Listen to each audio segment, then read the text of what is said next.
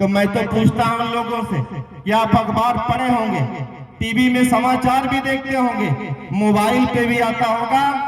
इस देश के प्रधानमंत्री माननीय नरेंद्र मोदी जी दिल्ली से चल करके बनारस जाते हैं, रविदास जी की पूजा करते हैं। दिल्ली से चल करके कुशीनगर जाते हैं, बुद्ध जी की पूजा करते हैं। दिल्ली से चल करके बहराइच जाते हैं, महाराजा सुहेलदेव जी की पूजा करते हैं। दिल्ली से चल करके गुजरात जाते हैं, पटेल जी की पूजा करते हैं। दिल्ली से चल करके बंबई जाते हैं, शिवाजी महाराज की पूजा करते हैं। उसी तरह तमाम अन्य प्रदेशों में जाकर के तमाम अन्य महापुरुषों को याद करते हैं, उनकी पूजा करते हैं।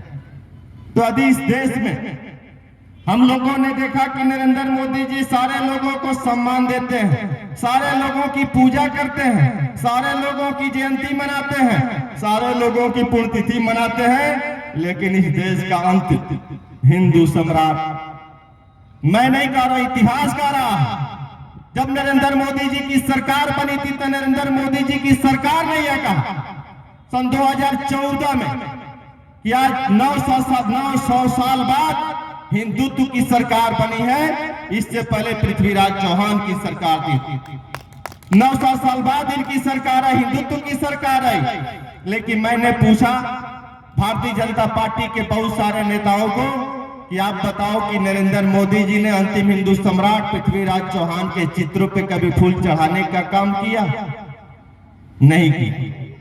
तब जाकर के हम लोगों ने संकल्प लिया कि यदि इस देश में अंबेडकर, रविदास, कालिदास, काशीदास, तुलसीदास, गांधी, गोडसे, सावरकर, सुहेलदेव, परशुराम, महावीर, बुद्ध, राम बाबा, शिवाजी, पटेल की पूजा हो सकती है तो आपके पूर्वज अंतिम हिंदू सम्राट पृथ्वीराज चौहान की भी पूजा होनी चाहिए। यह बात है कि सही है? तो ये पूजा करेगा तो आपको करना होगा। हमने देखा कि हमने भी देखा कि अंबेडकर जी की मूर्ति लगी होती है तो अंबेडकर जी की पूजा होती है, उनकी जयंती मनती है, उनकी पुण्यतिथि मनती है।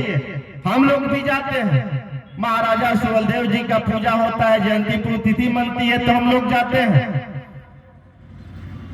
और तमाम महापुरुषों की पूजा होती है, जयंती बनती है तो हम लोग जाते हैं। लेकिन हमारे पूर्वज पृथ्वीराज चौहान की पूजा नहीं होती है तो हम लोगों ने संकल्प लिया, माननीय मटरू चौहान, सुनील चौहान करिए यह संकल्प।